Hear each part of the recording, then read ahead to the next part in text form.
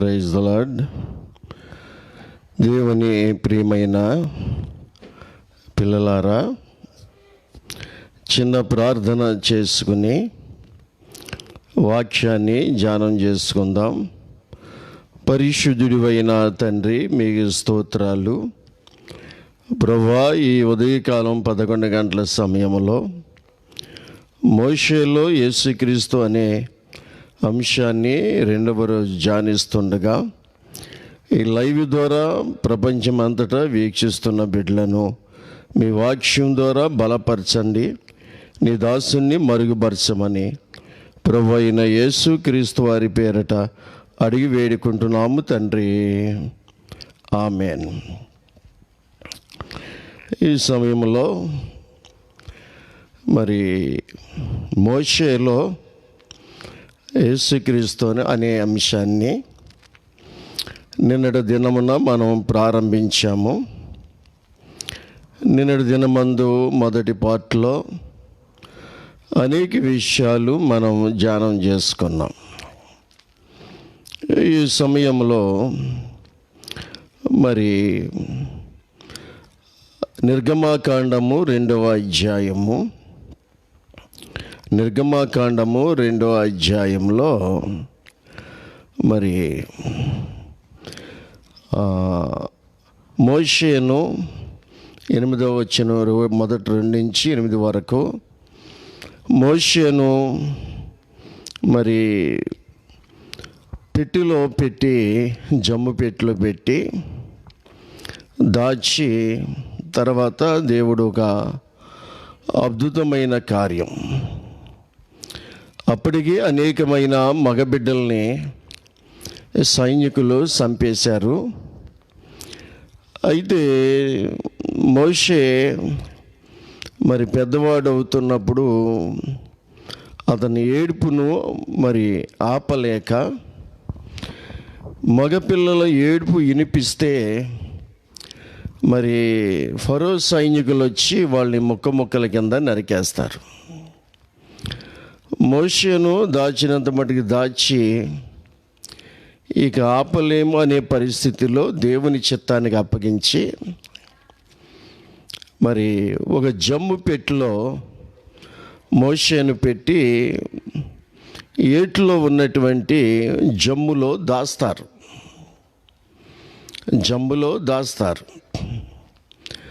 అయితే ఫరో కుమార్తె ఆ ఒడ్డుకు వచ్చినప్పుడు ఆ పెట్టెను చూడడం, ఓపెన్ చేయడం, బిడ్డ సుందరుడై ఉండడం, ఆ బిడ్డను ప్రేమించి ఎబ్రీ చిన్నవాడని తెలిసి మరి దేవుడు ఈ లోపల మరి మా అక్క కూడా రావడం జరిగింది, మోషే యొక్క అక్క మిరియాము.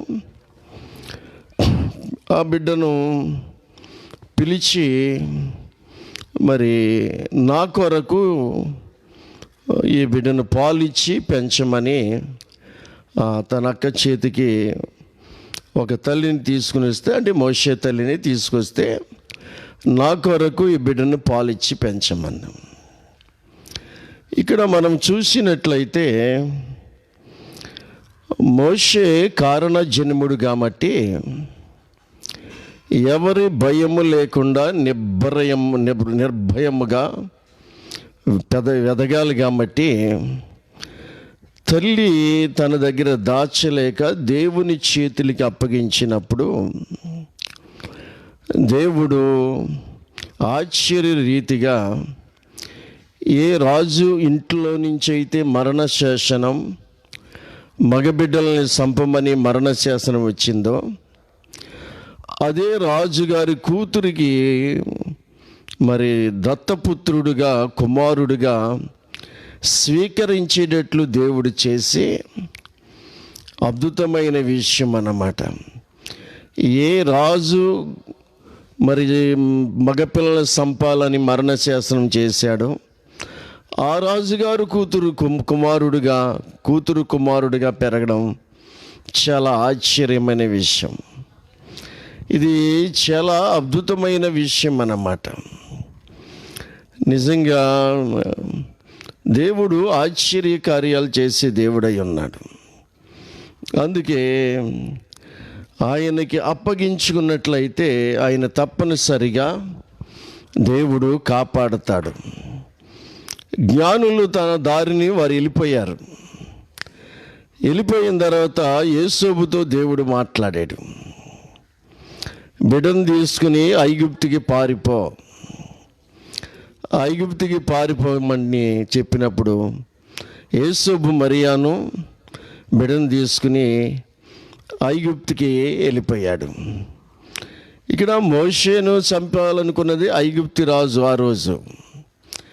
ఇక్కడ యేసు ప్రభుని చంపాలనుకున్నది హేరోదు రాజు. ఇప్పుడు బిడ్డను తీసుకుని ఐగుప్తుకే పారిపోమన్నాడు. అప్పుడు యేసోబుని మోషేని ఐగుప్తులో ఎలాగైతే సురక్షితంగా రాజుగారు కుమారుడిగా పెరిగాడో అలాగే ఐగుప్తులోనే పెరిగాడు. ఐగుప్తులో నుండి నా కుమారుణ్ణి పిలిచి తిని, తర్వాత చంపాలనుకున్నటువంటి వాళ్ళు చనిపోయారు. అప్పుడు దేవుని దూత యేసేపుతో మాట్లాడి, ఐగుప్తు నుంచి బిడ్డ శిష్యుని చంపాలనుకున్న వాళ్ళు చనిపోయారు, తల్లిని శిష్యుని తీసుకుని మరలా ఇశ్రాయేల్ దేశానికి రమ్మంటాడు. నిజంగా చూసినట్లయితే ఐగుప్తు నుండి నా కుమారుణ్ణి పిలిచి తిని, ఐగుప్తు నుండి నా కుమారుణ్ణి పిలిచి తిని అని ఐగుప్తు లోకానికి సాదృశ్యం. అలాగే ఈరోజు దేవుని పిల్లలమైన మనము ఆయన సంకల్పంలో ఉన్నటువంటి వాళ్ళందరినీ ఈ లోకమనే ఐగుప్తులో నుంచి మనలందరినీ కూడా ఆయన పిలిచాడు.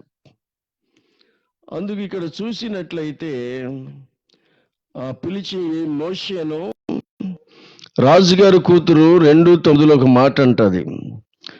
ఫరో కుమార్తె ఆమెతో, అంటే మోషే అక్కతో, ఈ బిడ్డను తీసుకుని పోయి నా కొరకు వానికి పాలిచ్చి పెంచుము, నేను నీకు జీతం ఇచ్చేదేను అని చెప్పగా, నా కొరకు వానిని పాలిచ్చి పెంచుము, నేను వాళ్ళకి జీతం ఇస్తాను అని చెప్పేసి మరి నా కొరకు నేను నీకు జీతం ఇచ్చేదని చెప్పగా మోషే తల్లితో చెప్పింది.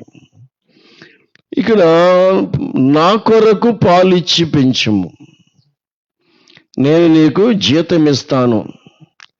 ఇంకా మరో అద్భుతం ఏంటంటే, ఏ తల్లి పాలు తాగకుండా నీటి పాలు అయిపోయాడో, ఏ తల్లి పాలు తాగకుండా నీటి పాలు అయిపోయాడో మోషేని దేవుడు తిరిగి అదే తల్లి ఒడిలో వేసి నిర్భయముగా తల్లి పాలు తాగే భాగ్యాన్ని దేవుడిచ్చాడు. ఇక్కడ మనం చూసినట్లయితే పరిస్థితులు ఎటువంటివైనా మనమేదో కలగజేసుకుని మనమే పరిస్థితులను చక్కబెట్టేసుకునేలాగా ప్రయత్నాలు చేస్తే మనం కొంత కార్యము సఫలమవ్వదు. మనకి అసాధ్యమైనటువంటి ప్రయత్నాల్ని దేవునికి అప్పగిస్తే ఏమండి, తల్లి పాలు ఇవ్వకుండా నీటి పాలు చేసింది తల్లి. ఇప్పుడు నీటిలో నుంచి తీసి తల్లి ఒడిలో పెట్టాడు దేవుడు. ఎంత అద్భుతం! కొన్ని సమస్యలు మనం పరిష్కరించుకోలేం. మనం పరిష్కరించుకోలేని సమస్యల్ని దేవునికి అప్పగిస్తే దేవుడు ఆశ్చర్యరీతిగా పరిష్కరిస్తాడు.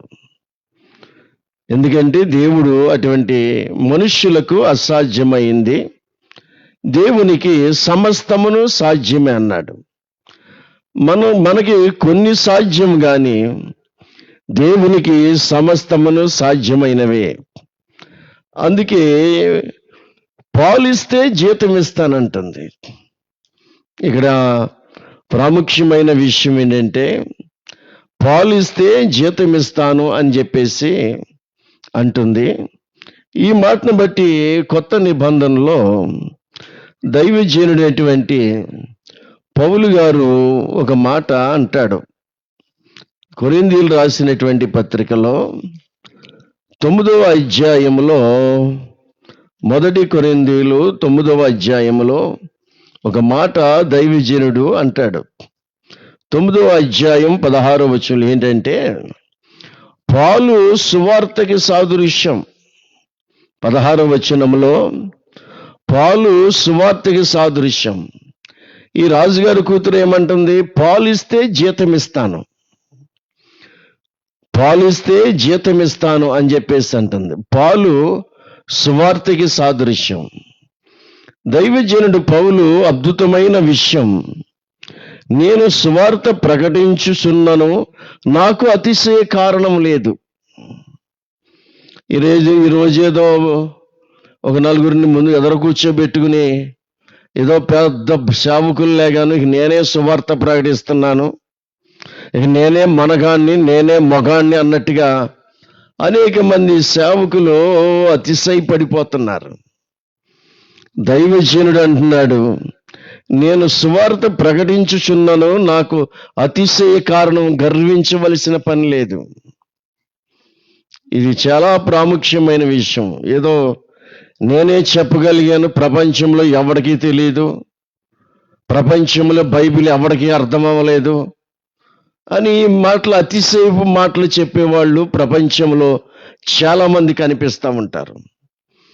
నీకు తెలిస్తే మంచిదే, ఎవరికి బయలుపరచలేని విషయాన్ని నీకు బయలుపరిచాడు, అంతేగాని అతిశయపడి గర్వించొద్దు. గర్వము నాశనానికి కారణం. ఎదురుగుండగా నలుగురు ముగ్గురిని అమాయకులను పెట్టుకుని ఏదో వాళ్ళకి మహాబోధించేసాను అనుకుని చెప్పడం అనేది కూడా అతిశయం కాదు. అందుకే దైవజనుడు, నాకు అతిశయ కారణం లేదు, సువార్త ప్రకటించవలసిన భారము నా మీద మోపబడి ఉన్నది. రెండోది ఏంటంటే, సువార్త ప్రకటించవలసిన భారము నా మీద మోపబడి ఉన్నది అంటాడు. ఈ రోజుని సువార్త ప్రకటించాలి, 4 గోళ్ళలో కూర్చుని కాదు. ఈరోజు మరి లాక్డౌన్లో కూడా ఈ జీవం కలిగిన దేవుని సహవాసంలో ఏదో ఒక ఆదివారం రోజునే ఆరాధన మనుషులందరూ చూసేలాగా వీడియోలు రిలీజ్ చేయడం కాదు. ఏమండి, రోజుకి 2 వీడియోలు, రెండు సబ్జెక్టులు దేవుని సువార్తను విడుదల చేస్తున్నాం. వారానికి వచ్చి 15-16 వీడియోలు, 15-16 సబ్జెక్టులు ప్రపంచానికి ఈ సువార్తను అందిస్తున్నాం. దేశ విదేశాల్లో ఉన్నటువంటి ఈ జీవం కలిగిన సంఘంలో ఉన్న బిడ్డలు వారు ఫోన్లు చేసి అడుగుతున్నారు, చక్కగాను వారు చూస్తున్నామని చెప్తున్నారు. చూసినట్లయితే మరి ఈరోజు తిని హాయిగా పడుకోవచ్చు, కానీ సువార్త ప్రకటించవలసిన భారము నా మీద మోపబడి ఉంది. రెండో విషయం. మూడో విషయం ఏంటంటే, నాకు మూడో విషయము, నేను సువార్త ప్రకటించకపోయిన ఎడల శ్రమ. ఒకవేళ నేను సువార్త ప్రకటించకుండా పడుకున్నాను అనుకో, నాకు శ్రమ. 3 విషయాలు సువార్త విషయంలో దైవజనుడు అన్నాడు. 1, అతిశయం లేదు నాకు, ఎందుకు అతిశయించాలి. రెండోది, సువార్త ప్రకటించవలసిన భారం, ఇది తప్పనిసరిగా ప్రకటించాలి. నేను ఇష్టపడకపోయినప్పుడు కూడా ఏనంటాడు, నేను ఇష్టపడకపోయినప్పుడు కూడా గృహ నిర్వకత్వం నాకు అప్పగించి దొంగోడికి తాళం చేయి ఇచ్చినట్టు అయింది. ఆయనకి ఏమి ఇష్టం ఈ రోజుని, మరి నిజానికి మనకేమి ఇష్టం కాదు. సినిమాలు మానేయడం ఇష్టమా? త్రాగుడు మానడం ఇష్టమా? విచ్చలవిడిగా తిరగడం ఇష్టమా? ఏమండి, పాపంతో సహవాసం చేయడం ఇష్టమా? ఇష్టం కాదా? ఇష్టమే, కానీ ఇష్టం లేకపోయినా అంటాడు పౌలు. చూసావా, నిజానికి మానవుడికి లోక ఆశల్ని విడిచిపెట్టడం ఇష్టం ఉండదు. ఏదో బలత్కారముగా మరి పరలోకములో ప్రవేశిస్తున్నారు అన్నట్లుగా పట్టుపట్టి మనం బిగబట్టుకుని కూర్చున్నట్లుగా ఉంటుంది. నేను దొంగోడికి లాగా ఉన్నా తాళం చేయి నాకు ఇచ్చాడు. దొంగోడికి తాళం చేయితే ఇంకేముంది, లెక్క అంతా అప్పగించాలి కదా. ఎంత అద్భుతమైన విషయము. నాకు అతిశయం లేదు, నాకు ప్రకటించవలసిన భారం ఉంది. నేను ప్రకటించకపోతే నాకు శ్రమ, ప్రకటించకపోతే నాకు శ్రమ వచ్చేస్తుంది. ఎంత మాట అండి! ప్రకటిస్తేనేమో ప్రజలు రాళ్ళెత్తుతారు, ప్రకటించకపోతేనేమో శ్రమ వచ్చి పడుతుంది. ఎలాగా? దైవజనుడు రెండిట్ల మధ్యలో ఇరుకులో పడి ఉన్నాను. మంచి చెయ్యాలనుకుంటున్నాను కానీ చేయలేకపోతున్నాను, చెడుని చెయ్యకూడదు అనుకుంటున్నాను కానీ చెడునే చేస్తున్నాను, చెయ్యకూడని చెడుని చేస్తున్నాను, చెయ్యాలనుకున్న మంచిని చెయ్యలేకపోతున్నాను. ఈ రెండిట్ల మధ్యలో నేను ఇరుకున పడి ఉన్నాను. అయ్యో, నేనెంత దౌర్భాగ్యుడను అంటాడు. బిడ్డలారా గమనించండి.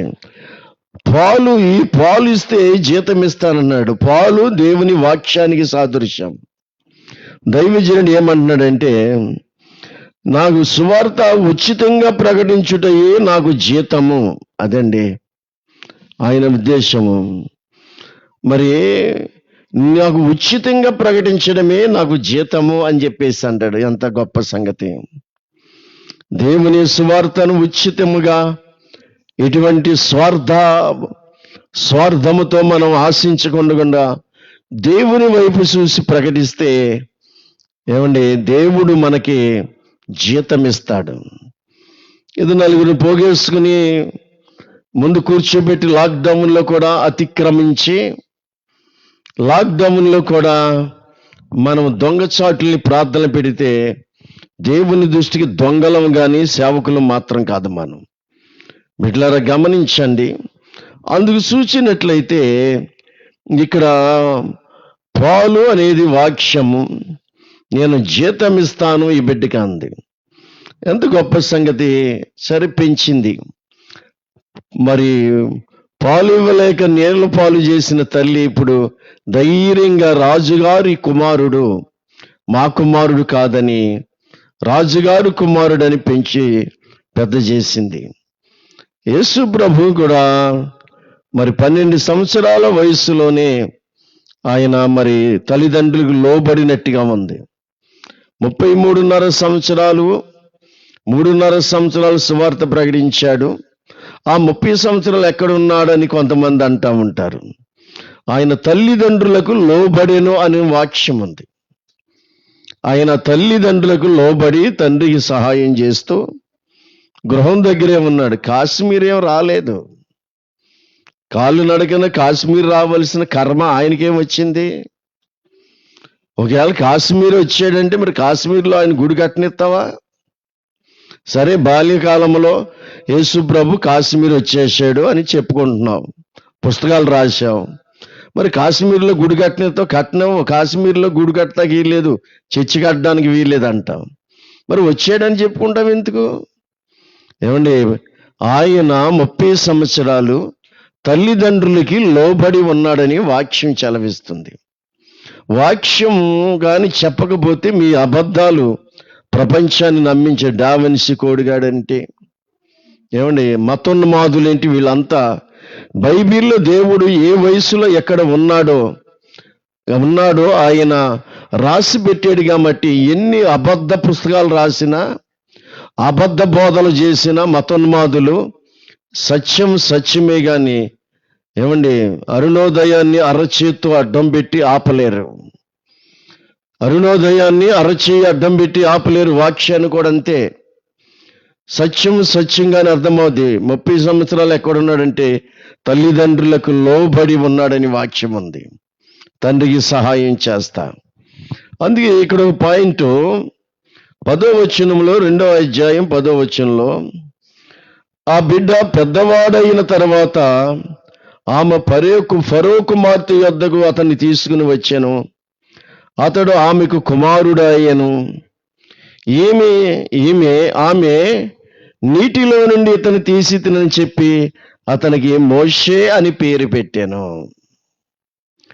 ఏమండి, పెద్దోడు అయిన తర్వాత 30 సంవత్సరాల వయసు, దాదాపు పెద్ద వయసు వచ్చిన తర్వాత మరి మోషేని తీసుకొచ్చి రాజుగారి కూతురికి ఇచ్చింది. ఆవిడంటుంది, నీటిలో నుండి ఇతను తీసి తిని. మోషేని దేంట్లో తీసిందంటే నీటిలో నుండి తీసింది మోషేని. చెప్పి అతనికి మోషే అని పేరు పెట్టాను. నీటిలో నుంచి తీసింది కాబట్టి మోషే అని పేరు పెట్టాను. ఏమండి, యేసు ప్రభుని గురించి కూడా ఒక మాటను చూద్దాం. 1వ యోహాను సువార్త 5వ అధ్యాయము 6వ వచనంలో ఒక మాట అంటాడు, నీళ్ళ ద్వారాను రక్తము ద్వారాను వచ్చినవాడు ఈయనే. మోషే నేల ద్వారానే వచ్చాడు కానీ యేసు ప్రభు వారు నేల ద్వారాను రక్తము ద్వారా వచ్చినవాడు ఈయనే. అందుకే నీళ్లు రక్తము సిలువలో ఆయనను రోమా సైనికుడు పొడిచినప్పుడు, ఆయన డొక్కలో పొడిచినప్పుడు రక్తము కారింది, తర్వాత నీళ్లు కారాయి. రక్తమేమో రక్షించబడిన సంఘానికి సాదృశ్యం, నీళ్ళేమో ఆ సంఘాన్ని సిద్ధపరుస్తున్న వాక్యానికి సాదృశ్యం. అందుకే ఈయన నేలతో మాత్రమే గాక నీళ్లతోనూ రక్తముతోనూ వచ్చెను. ఆత్మసత్యము గనక సాక్ష్యమిచ్చేవాడు ఆత్మయే. ఇక్కడ సాక్ష్యం ఇచ్చేది యేసు ప్రభు వారికి ఎవరంటే ఆత్మే. ఆత్మసత్యం. ఒకవేళ మనుషులు సాక్ష్యాన్ని నేను అంగీకరించనన్నాడు యేసు ప్రభు వారు. మనుషుల సాక్ష్యాన్ని నేను అంగీకరించను అన్నాడు. ఎందుకంటే మనుషుల సాక్ష్యంలో మరి స్వస్థత, యథార్థత, సత్యం ఉండదు మనుషుల సాక్ష్యంలో. అందుకే ఇక్కడ అంటున్నాడు, ఆత్మ సత్యము గనక సాక్ష్యం ఇచ్చేవాడు ఆత్మయే. సాక్ష్యం ఇచ్చేవారు ముగ్గురు అంటాడు. సాక్ష్యం ఇచ్చేవారు ముగ్గురు అనగా ఆత్మయు, నీళ్లును, రక్తమును. ఆత్మ, నీళ్లు, రక్తము, ఈ ముగ్గురు ఏకీభవించి ఉన్నారు. మనకైతే శరీరము, ప్రాణము, ఆత్మ. మరి యేసు ప్రభు వారికి ఆత్మయు, నీళ్లు అంటే వాక్యం, మరి మన శరీరముగా అక్కడ సాదృశ్యం, రక్తము. ఈయన నీళ్లలో నుంచి వచ్చినట్టుగా మనము మోషే నీళ్లలో నుంచి ఏ విధంగా వచ్చాడో ఇక్కడ యేసు ప్రభు వారు కూడా నీటిలో నుంచి ఇతన్ని తీసి తిని గనుక ఇతనికి నేను మోషే అని పేరు పెట్టి తిని అంటాడు. యేసు ప్రభు వారు కూడా పెద్దవాడైనప్పుడు, మరి మోషే పెద్దవాడైనప్పుడు నీళ్ళలో నుంచి తీశాను అని మోషే తల్లి, పెంపుడు తల్లి ఎలా పేరు పెట్టిందో, యేసు ప్రభు వారు కూడా పెద్దవాడైనప్పుడు జరిగిన విషయం ఏంటంటే నీళ్ళ దగ్గరికే వచ్చాడు.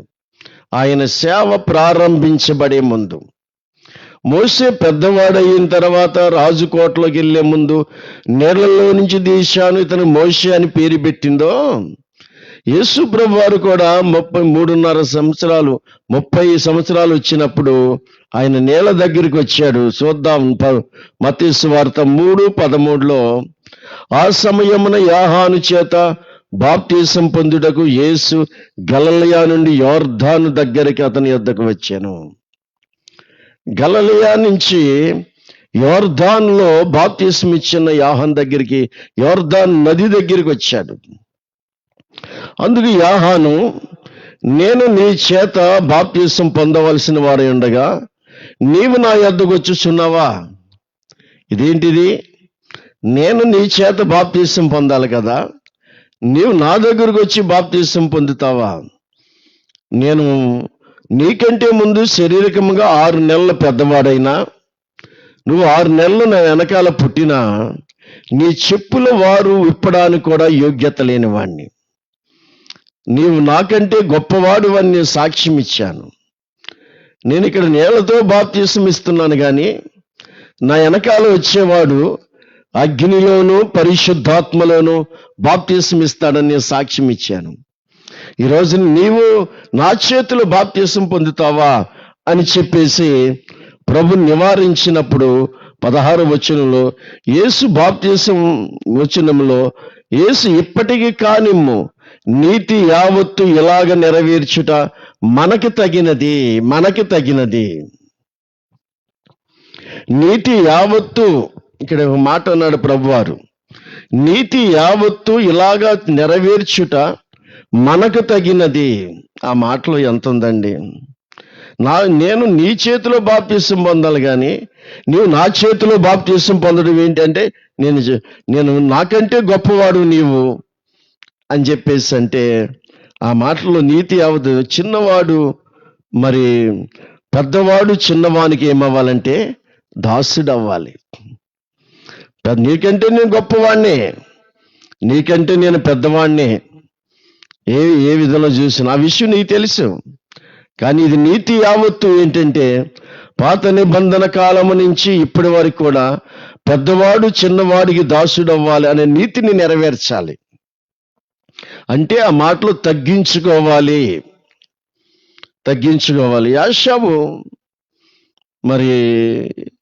యాషాబు యాకోబుని చూసినట్లయితే మరి యాకోబు కంటే ముందు వచ్చాడు యాషాబు, వెనకాల వచ్చాడు యాకోబు. కానీ దేవుని లేఖనం ఏంటి? పెద్దవాడు చిన్నవానికి దాసుడు అవ్వాలి. ఆ లేఖనం ప్రకారం అలాగే జరిగింది. అలాగే వరుసగా చూసుకుంటూ వచ్చినప్పుడు మనము ఆ నీతి యావత్తు నెరవేర్చబడాలి అని ప్రభు చెప్పి అక్కడ ఆయన మాట్లాడినటువంటి మాట మనకు తగినదని చెప్పి అతనికి ఉత్తరం ఇచ్చాను కనుక అతడు అలాగ కానిచ్చాను. యేసు బాప్తిసం పొందిన వెంటనే అంటే అతను రక్షించబడ్డాడు. అక్కడంటే నీతి నేను ఎలాగ చేశానో ప్రపంచమంతా కూడా నా బిడ్డలైన వారు అలాగే చేయాలి, బాప్తిసం పొందాలన్నాడు. యేసు ప్రభు బాప్తిసం పొందాడు కాబట్టి బాప్తిసాన్ని అంత తేలిగ్గా లెక్కేయొద్దు. ఈరోజు బాప్తిసాన్ని సేవకులమైన మేమే బాప్తిసాల గురించి విమర్శించే సందర్భాలు ఉంటాయి. ఎందుకంటే కేవలం ప్రభువు నీటిలో మునిగాడు అంటే దానికి మాదిరి చూపించాడు కాబట్టి మనము కూడా మాదిరిగా జీవించాలన్నమాట. అందుకు చూసినట్లయితే అలాగా ఆయన మోషేను నీళ్ళలో నుంచి తీసేనని మోషే నెల పేరు పెట్టిందో యేసు ప్రభు వారు కూడా నీళ్ళలో నుంచే ఆయన సేవ ప్రారంభించినప్పుడు బయటకు వచ్చాడు. అందుకు నిర్గమాకాండం 2వ అధ్యాయం 11వ వచనంలో మోషే పెద్దవాడై తన జనుల యొద్దకు పోయి వారి భారములను చూచెను. ప్రజల భారాన్ని చూశాడు. అబ్బా, చాలా భయంకరమైన పరిస్థితి, చాలా భారమైన పరిస్థితి, చాలా భయంకరమైనటువంటి బానిసలు భారమైనటువంటి బ్రతుకులు బ్రతుకుతున్నప్పుడు మోషే తన ప్రజల భారాన్ని ఎలా చూశాడో యేసు ప్రభు కూడా మరి ప్రజల భారాన్ని చూసి మత్తయి సువార్త 11వ అధ్యాయంలో ఆయన అంటున్నాడు, మోషే తన ప్రజల భారాన్ని చూసి ఎలాగంటున్నాడు 28లో, ప్రయాసపడి భారం మోసుకొనుచున్న సమస్త జనులారా నా యొద్దకు రండి. ఏమండి, భారం కలిగిన భారము ప్రయాసపడుతున్నారు. భారమే ఏంటి? భారం అంటే పాప భారం. ప్రతి మనిషికి పాప భారం, జన్మ పాపము, కర్మ పాపము. ఇక్కడ ఒక విషయాన్ని గమనించాలి. కర్మ పాపము అంటే మన పుట్టింది కానించి, జ్ఞానం వచ్చిన కానించి నోటితోటి, కంటితోటి, చేతితోటి చేసేటువంటి పాపాలని కర్మ పాపం అంటారు. దాన్ని కొత్త నిబంధనలు మరణకరమైన పాపము కలదు, మరణకరము కాని పాపము కలదు అంటాడు. మరణకరమైన పాపమేమో జన్మ పాపము, మరణకరము కాని పాపమేమో కర్మ పాపం. మరణకరమైన పాపాన్ని ఒప్పుకుంటే క్షమించేది కాదు. మరణకరము కాని పాపం చూసావా, కర్మ పాపం, అది ఒప్పుకుంటే క్షమించబడద్ది. దేవా, నేను ఈరోజు ఈ పాపం చేశాను, నేను కంటితో పాపం చేశాను, నోటితో పాపం చేశాను, నా ఆలోచనలో పాపం నన్ను క్షమించు తండ్రి అని ఒప్పుకొని విడిచిపెడితే కనికరించబడతాం. చాలామంది ఒప్పుకుంటారు కానీ విడిచిపెట్టడానికి ప్రయత్నాలు చేయరు. ఒప్పుకొని విడిచిపెడితే కనికరించబడతావన్నాడు. అందుకనే పుట్టిన కానించి జ్ఞానం వచ్చిన కానించి చేసే పాపాలు కర్మ పాపాలు. రెండోది జన్మ పాపము. ఇది ఒప్పుకుంటే పోయేది కాదు. ఈ జన్మ పాపము ఒప్పుకుంటే పోయేది కాదు. జన్మ పాపము పోతేనే గాని మనిషి పరలోకానికి వెళ్ళడు, అంటే మోక్షానికి వెళ్ళడు, నరకాన్ని తప్పించుకుని. మరి జన్మ పాపం పోవాలంటే ఏం చేయాలి ప్రశ్న. ఈ రోజుని ఆ పాపం పోగొట్టుకోవడానికి, భారమైన పాపాన్ని పోగొట్టుకోవడానికి పుణ్యస్థలాలకు వెళ్తున్నాడు, పుణ్యక్షేత్రాలకు వెళ్తున్నారు, పుణ్య నదుల్లో ములుగుతున్నారు, పుణ్యయాత్రలు చేస్తున్నారు. ఎన్నెన్నో పుణ్య కార్యక్రమాలు చేసుకుంటూ యజ్ఞ యాగాలు దాన ధర్మాలు చేసుకుంటూ పుణ్య కార్యక్రమాలు చేసుకుంటా వస్తున్నాడు మనిషి. మంచిదే, ఈ పుణ్య కార్యక్రమాల ద్వారా నీవు తోటి మనిషికి మేలు చేస్తున్న మంచిదే. కానీ ఈ పుణ్య కార్యక్రమాల ద్వారా నీ జన్మ పాపం మాత్రం రద్దవదు. జన్మ పాపం పోవాలంటే మరి రక్తము సిందించబడాలి. సామాన్యంగా చెప్పొచ్చు అంది బైబిల్. రక్తము సిందించబడాలి. ఏ రక్తం అది? యేసు ప్రభు రాకముందు కోడెల రక్తము, మేకల రక్తము, ఎడ్ల రక్తము, అవి జంతువుల రక్తములతో సిందించబడ్డాయి. కానీ అవి పాపాలు క్షమించబడలేదు, కానీ పాపాలని కప్పెట్టుకుంటూ వచ్చినాయి ఆ రక్తం. ఇప్పుడు రక్తము సిందించబడాలంటే పరిశుద్ధ రక్తము సిందించబడాలి. ఇక్కడ ప్రాముఖ్యమైంది. ప్రపంచంలో ఉన్న 7,060 కోట్ల మంది రక్తం కూడా పాపి రక్తమే. పరిశుద్ధ రక్తం రావాలి. అప్పుడు పరిశుద్ధ రక్తం ఎవరిది ప్రశ్న.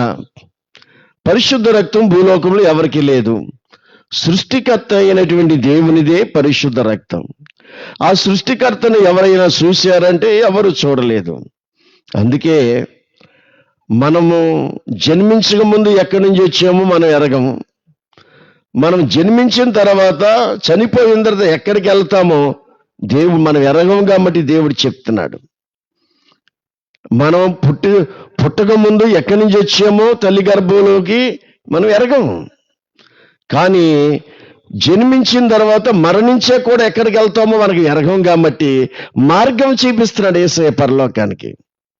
ఒరే నాయనా, నా దగ్గర నుంచి వచ్చేవరా, మట్టిలోంచి వచ్చింది, మట్టిలోకి వెళ్ళిపోయిందిరా, ఆత్మను చూసావా, నా దగ్గర నుంచి వచ్చింది, నేనే మార్గం అన్నాడు యేసయ్య. ఇప్పుడు పరలోకానికి వెళ్ళాలని దేవుని దగ్గర నుంచి వచ్చిన మనందరము మరలా దేవుని దగ్గరికి వెళ్ళాలంటే ఎలాగెళ్తాం? కార్యక్రమాల వల్ల వెళ్ళాం. మార్గమై ఉన్నటువంటి మార్గంలోకి వస్తేనే, నువ్వు ఏ ఊరికి వెళ్తున్నావో ఆ ఊరికి వెళ్ళే రూట్లోకి నువ్వు వస్తేనే కరెక్ట్గా నువ్వు వెళ్ళగలుగుతాం. రూటు తప్పిపోయి ఇష్టానుసారం రూట్లోకి వెళ్ళిపోతే నేను వెళ్తున్నాను నువ్వు అనుకుని భ్రమపడతావు, కానీ తర్వాత నువ్వు బాధపడే పరిస్థితులు ఉంటాయి. ఒకసారి రూట్ తప్పిపోతే ఎలాగుంటుందో చెప్తాను. నన్ను కన్న తల్లి, నన్ను పెంచినటువంటి తల్లిదండ్రులు వేరు, నన్ను కన్న తల్లి వేరు.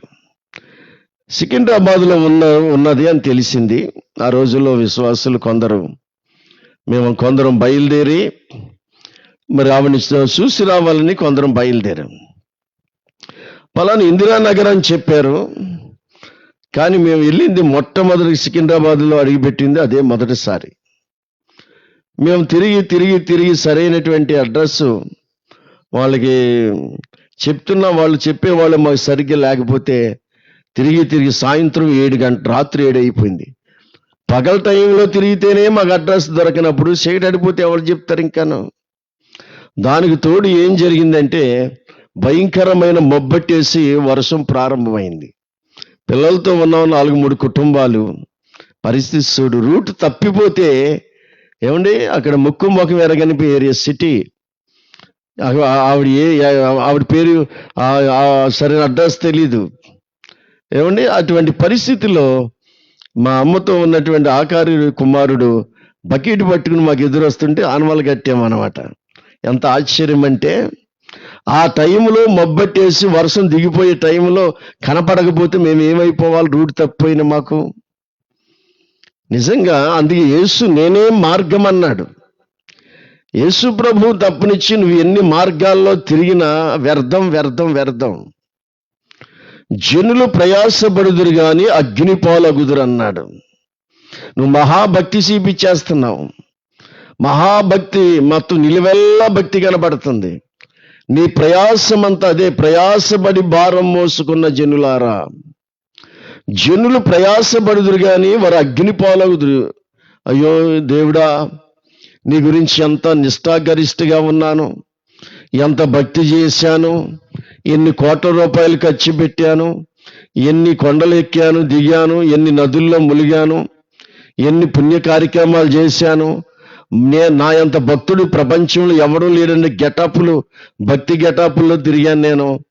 ఏంటి నరకానికి వచ్చాను అని చెప్పి ఏడుస్తావు బిడ్డ. అందుకనే ఊరికి నువ్వు తల్లి గర్భంలోంచి ఎక్కడి నుంచి వచ్చావో తెలియదు, చనిపోయిన తర్వాత ఎక్కడికి వెళ్తావో తెలియదు. కాబట్టి నువ్వు వెళ్ళే స్థలాల్ని యేసు ప్రభు చెప్తున్నాడు, నేనే మార్గం అని. వెనకాడకుండగా ప్రభు దగ్గరికి రా. కులాన్ని చూడొద్దు, మతాన్ని చూడొద్దు, ఏమండి సాంప్రదాయాలను చూడొద్దు, పరిశుద్ధుడైన దేవుని ఆజ్ఞను చూడు. అందుకే చూసినట్లయితే ప్రభు అంటున్నాడు, మోషే తన ప్రజల భారాన్ని ఎలా చూశాడో యేసు ప్రభు వారు కూడా ఏమంటున్నారు, ప్రయాసపడి భారం మోయుచున్న సమస్త జనులారా నా యొద్దకు రండి. భారం మోస్తున్న భారాన్ని దింపుతాను. మీకు భారంగా ఉన్నటువంటి మీ భారం మీకు ఎప్పుడు భారం ఉండిపోతుంది. ఎప్పుడు హాస్పిటల్కి ఎప్పుడు వెళ్తాం? ఆరోగ్యంగా ఉంటే మనం ఎందుకు వెళ్తాం? ఆరోగ్యంగా ఉంటే వెళ్ళాం, అనారోగ్యంగా ఉన్నప్పుడే ఆసుపత్రికి వెళ్తాం. మరి ప్రతిరోజు కూడా దేవుడు దేవుడు తీర్థయాత్రలు, పరిశుద్ధ స్థలాలు, దేవుని భక్తి భక్తి అంటే నీ భారం ఎప్పుడు అలాగే ఉండిపోయిందని అర్థం అన్నమాట. ఇప్పుడు నా దగ్గరికి రండి, మీ భారం తీరుస్తాను అని చెప్పి. ఏమండి, దావీదు దగ్గరికి ఇంచుమించు 400 మంది 600 మంది దాకా దావీదు దగ్గరికి వచ్చారు. ఎందుకు వచ్చారంటే దావీదు రాజే, కానీ అతను పారిపోతున్నాడు. అతనే కొండలు పట్టుకుని అరణ్యాలు పట్టుకుని బ్రతుకు జీవుడా అని చెప్పి ప్రాణం చేత్తో పట్టుకుని పారిపోతున్నాడు. ఏమి రాజే గాని కిరీటం లేదు, రాజే గాని సింహాసనం లేదు, రాజే గాని అధికారం లేదు. ఆయనే పారిపోతుంటే వెతుక్కుంటా దావీదు దగ్గరికి కొందరు వచ్చారంట. ఏమండి, దావీదుకి సాదృశ్యం పరమ దావీదు యేసు ప్రభువారు. యోధా గోత్రంలో జన్మించిన దావీదు, ఆ గోత్రంలోనే దావీదు కుమారుడని యేసుక్రీస్తు అని రాయబడ్డది మత్తయి సువార్తలో. అందుకే దావీదు దగ్గరికి ఇంచుమించు 400 మంది, తర్వాత 600 మంది రావడం జరిగింది. ఎందుకు వచ్చారని వాళ్ళంతా ఏంటంటే ఇబ్బందుల్లో ఉన్నవాళ్ళు, అప్పులు చేసుకున్న వాళ్ళు, సమాధానం లేని వాళ్ళు, ఇటువంటి వాళ్ళందరూ వచ్చి మా ఇబ్బందులు తీరుస్తాడు, మా రుణభారము పాపభారము. బిడా, రుణభారము ఎలాంటిదో పాపభారము కూడా అటువంటిదే. ఒక రుణభారమే మనం చాలా వడ్డీ కట్టలేక వడ్డీ ఒక నెల కట్టకపోతే వడ్డీ వాళ్ళు చింటికి వచ్చి బూతులు తిడతా ఉంటే, ఎంత వడ్డీ కడుతుండి కూడా మనము లక్షల వడ్డీలు కడుతుండి కూడా ఆ రుణం అనేటువంటి భారం మన గుండెల్లో చాలా భారంగానే ఉంటుంది. వడ్డీ కడుతున్నప్పుడు కూడా రుణభారం అంట. రుణం అనేది భారం అంట. ఇసుకు బరువు, రాయి బరువు, ఇసుకు భారము అన్నాడు. రాయేమో బరువుగా ఉంటుందంట, ఇసుకేమో భారంగా ఉంటుందంట. బిడ్డలారా గమనించండి, రుణభారం మనిషికి ఎంత నిద్ర పట్టదో, తిన్నదరగదో, పాప భారం కూడా అంతే. ఈ రోజుని పాప భారం ఉన్న మనిషి తన హృదయములో తేలిక, తన హృదయములో సంతోషము, తన హృదయములో ఒక ధైర్యము, తన హృదయములో ఉన్నటువంటి స్థితి వేరు. అందుకే నేను దావీదు మా భారాలు తీరుస్తాడని, దావీదు మా యొక్క అప్పులు తీరుస్తాడని, దావీదు మాకు సమాధానం ఇస్తాడని ఆయన దేవునితో సమానంగా చేసుకుని రాజుగారి దగ్గరికి వచ్చారు.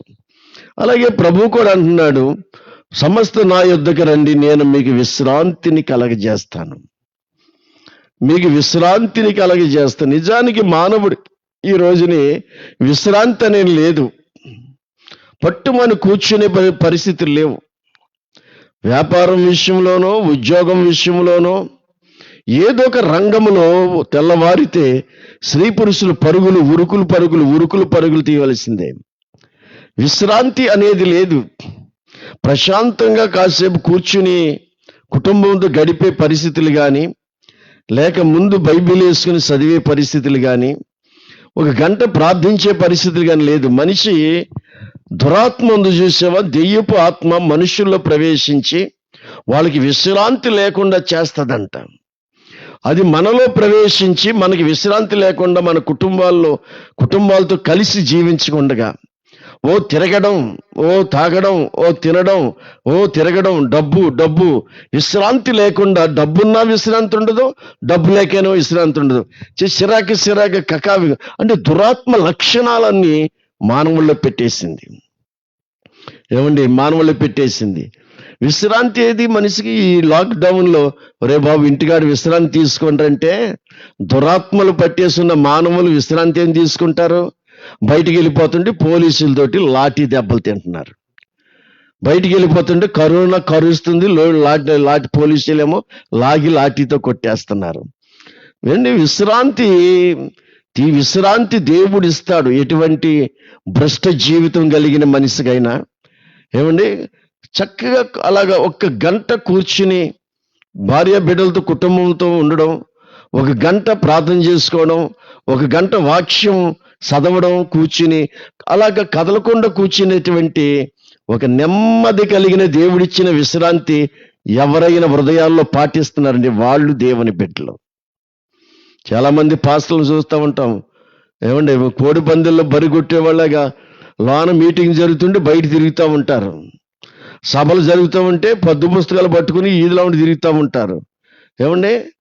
అసలు సేవకుడు దేవుని సన్నిధిలో అలా కూర్చోడు. చూడండి, ఏ సభల్లో అయినా చూడండి మీరు, సేవకుడు అలా కూర్చునే సేవకుడు నాకు చూపించండి. వాక్యం ప్రారంభించిన తర్వాత టేజీ దిగి వెళ్ళిపోతాడు పక్కకి. ఇక మళ్ళీ కూర్చోడు, ఇక అక్కడ కూర్చోడు, బయట తిరుగుతూ ఉంటాడు. అది విశ్రాంతి లేనటువంటి సేవ, విశ్రాంతి లేనటువంటి రక్షణ, విశ్రాంతి లేనటువంటి జీవితం. యేసు ప్రభు వారు ఇచ్చే విశ్రాంతి జల ప్రళయాలు వచ్చిన, బడబాగ్ని, భూమి ఆకాశం తిరగబడుతున్న, భూకంపాలు వచ్చిన, ఆకాశం విరిగి మీద పడుతున్న, సమస్యలు ఎలాగున్నా, ఇదిగో 10 మంది పిల్లలు చచ్చిపోయారు, ఒంట్లు తోలిపోయారు, గాడిదలు తోలిపోయారు, నిర్భరంగా ఉన్నాడండి దేవుని బిడ్డ. శ్రమ వెంబడి శ్రమ, మరి శోధన వెంబడి శోధన వస్తే చెప్పుతుంటే నిబ్బరంగా ఉన్నాడు. ఉండి మంగళగతి తీసుకుని తలగొరుక్కుని బట్టలు సింపుకుని, నేను తల్లి గర్భంలో దిగంబరగా వచ్చాను, దిగంబరగా వెళ్తాను, యెహోవా ఇచ్చాను, యెహోవా తీసుకుని అన్నాడు. కానీ లబో దీపమని గొగ్గోలు పెట్టలేదు. అటువంటి విశ్రాంతిని ప్రభు ఇస్తాడు. ఈరోజు ప్రభు పాదాల దగ్గర కూర్చునే విశ్రాంతిని దేవుడు మాకిచ్చాడు. మేము అందరికీ లేక పరుగులెత్తే పరిస్థితులు లేవు.